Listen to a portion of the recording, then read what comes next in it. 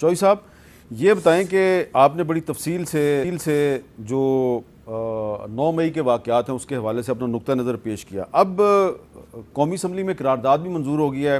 قرارداد کے مطابق یہ مقدمات جو ہے آرمی ایکٹ کے تحت فوجی عدالتوں میں چلیں گے، اور وہاں پہ یہ بھی کہا گیا ہے وزیر دفاع کی طرف سے کہ یہ جی کوئی پہلی دفعہ نہیں پاکستان میں فوجی عدالتیں بنائی گئی، یہ تو ہمیشہ سے موجود تھیں اور یہ تو دنیا کے اور جمہوری ممالک میں بھی ہوتی ہیں. آپ کا اس بارے میں کیا خیال ہے؟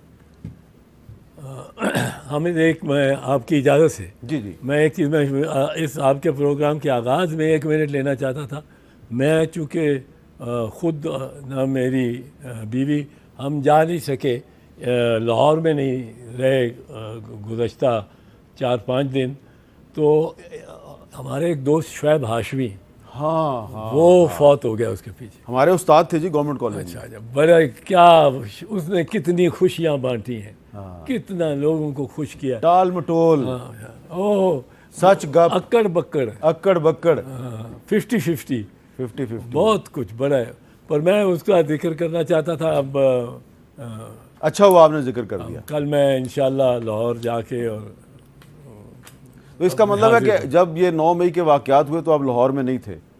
9 مئی کے واقعات نہیں، وہ تو کافی دیر. اچھا چلیں، تو یہ فوجی عدالتوں کے بارے میں آپ بتائیں. فوجی عدالتوں کے بارے میں ایک چیز آپ کو یہ بتاؤں کہ فوجی عدالتیں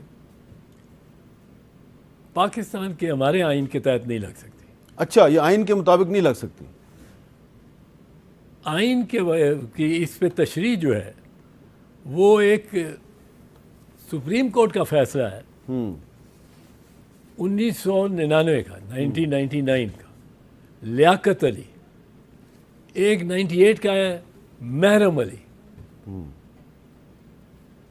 اور یہ دونوں انہوں نے بلاسٹ کیے تھے. اور اس وقت فوجی عدالتیں فوجیوں کو یہ معمور کر کے عدالتیں لگا کے، اور ان کو کنوکشنز ہوئی تھیں، سزائیں ہوئی تھیں. سپریم کورٹ میں جب معاملہ انہوں نے ریٹے کر دی سزاؤں کے خلاف، سپریم کورٹ میں آئے تو سپریم کورٹ نے کہا پاکستان کے آئین کے تحت فوجی عدالت کا بنائی نہیں جا سکتی، لگائی نہیں جا سکتی. اب یہ قانون ہے. بیچ میں آ گیا 2014 میں 21ویں آئینی ترمیم. جی، وہ کس وجہ سے آئی؟ 2014 میں 16 دسمبر کو اے پی ایس پشاور کا واقعہ ہو گیا. بڑی قوم بھی بہت اس پہ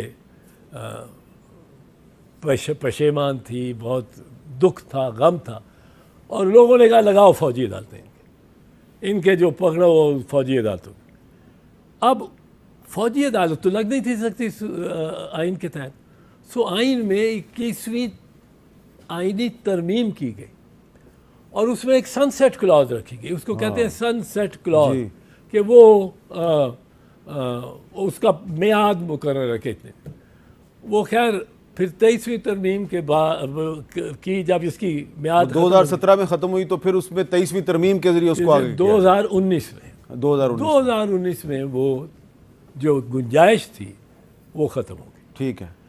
اب آئین میں ترمیم کے بغیر یہ، لیکن چوئی صاحب یہاں پہ ایک سوال ہے. میرے سامنے اس وقت فیکٹس اینڈ فگرز ہیں.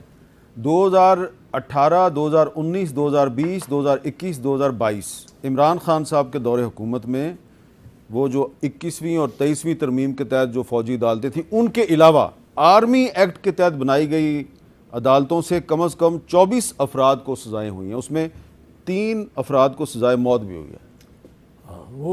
وہ آرمی ایکٹ کے تحت سیکشن 21D ہے جی، جس میں ترمیم کی گئی تھی 30 سال پہلے، 1900 بلکہ زیادہ 1974-75 میں، کہ اس میں ایسا سویلین جو کسی فوجی کو، حاضر سروس فوجی کو، اس کی اپنی وفاداری، محب الوطنی یا وفاداری سے بہکا رہا ہو، وہ بھی ٹرائی ہو سکے. یا اس نے کسی سویلین نے کسی فوجی تنصیب پہ حملہ کیا ہو. یہ بعد میں اگلا اس کے بعد ہے, یہ بعد میں ہے, یہ بھی ہے اس میں. نہیں یہ جو امینڈمنٹ ہے نا, یہ اس میں یہ اس کے اس زمانے کی ہے جو یہ بھٹو صاحب کے دور کی ہے. یہ جو ہے یہ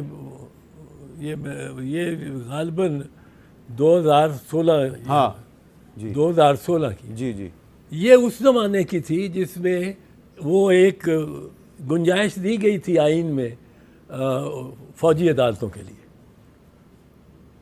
یہ جب گنجائش دی گئی تھی. ٹھیک ہے. اب یہ نہیں ہو سکتا, اب نہیں ٹرائی کیا جا سکتا. اچھا تو یہ پھر اس کو چیلنج کیا جائے گا. اگر وہ فوجی کے ساتھ مل کے کرتا ہے, ہاں فوجی کو اسی کے ساتھ مل کے, یا تو ان کے ملزموں کے پاس یا ان کے پاس فوج کے پاس اس وقت کچھ ایسے ریٹائرڈ فوجی ہیں یا حاضر سروس فوجی ہیں. حاضر سروس فوجی ریٹائرڈ بھی چونکہ پاکستان آرمی ایکٹ کے تحت آتا رہتا ہے. لیکن چوہی صاحب یہ دنیا کے تقریباً میرے سامنے ایک لسٹ ہے 20 کے قریب جو جمہوری ممالک ہیں, جس میں انڈیا بھی شامل ہے, امریکہ بھی ہے, برطانیہ, جرمنی, بنگلہ دیش, کینیڈا, اسرائیل, نیوزی لینڈ, فن لینڈ, ملیشیا, ترکی, Singapore, Libya, Netherland, Yemen, Argentina, Indonesia. ان سب ممالک میں سول عدالتوں کے ساتھ فوجی عدالتیں بھی ہیں. انڈیا میں بھی ہیں, امریکہ میں بھی ہیں, برطانیہ میں بھی ہیں. یہ فوجی عدالتیں جو ہے نا, وہ جو 1952 کے ہمارے آرمی ایکٹ کے تحت ہے نا, ہاں وہ یہی ہے کہ اگر آپ کسی سازش میں فوجیوں کے ساتھ, باوردی فوجیوں کے ساتھ شامل شامل کنسپریسی ہو, تو فیض احمد فیض بھی تھے, اسی طرح سویلین تھے, ان کو ٹرائی کیا گیا پنڈی سازش کے. اچھا پھر یہ جس طرح رضا کاظم ہمارے ایک وکیل ہیں بڑے, ان کو فوجیوں کے ساتھ ٹرائی کیا گیا. لیکن پھر جو کلبھوشن یادو کو جو ایک فوجی عدالت نے سزا دی, پاکستان کی فوجی عدالت نے سزا دی, تو اس کو جب چیلنج کیا گیا تو وہاں پہ یہ والا آرگومنٹ کیوں نہیں آیا؟ نہیں, یہ آرگومنٹ ہے for the citizen of Pakistan. اچھا, He cannot be tried by an army. Idris Khattak is a citizen of Pakistan, حسن عسکری is a citizen of Pakistan. ان کو جب فوجی عدالت نے سزا دی اور وہ سزا کو چیلنج کیا گیا ہائی کورٹس میں, وہ اس کی درخواست ہی نہیں سنتے. وہ یہ واقعات جو ہیں, یہ تو میں آپ کو نام بتا رہا ہوں. نہیں, یہ ادریس خٹک اور حسن عسکری صاحب ایک فوجی افسر کے برخوردار تھے. انہوں نے صرف جنرل باجوہ صاحب کو خط لکھا تھا جس میں کچھ ان سے سوالات کیے, تو وہ خط لکھنے پہ ان کو آرمی ایکٹ کے تحت سزا دے دی گئی. ہاں, یہ خط لکھنے پہ آپ اٹیمپٹ کر رہے ہیں کہ اس فوجی کو اپنی ڈیوٹی اور اپنی وفاداری سے تو یہ جو عمران خان کہتا ہے کہ نیوٹرل جو ہے وہ نیوٹرل نہیں ہو سکتا, وہ تو صرف جانور نیوٹرل ہوتا ہے, تو یہ فوجی کو سیاست میں مداخلت کی دعوت نہیں ہے؟ بالکل دعوت ہے, اور عمران خان نے بھی دعوت دی ہے, اور نواز شریف نے بھی دعوت دی ہے, برملاق دی ہے. اور گجرانوالہ کی تقریر جو تھی وہ یہ صرف نہیں تھی کہ آپ کو جواب دینا ہوگا, اس کا مقصد تھا کہ آپ جو کام آپ نے کیا ہے وہ غلط کیا ہے, اور ہمارے ساتھ آپ رہتے تو ٹھیک تھا.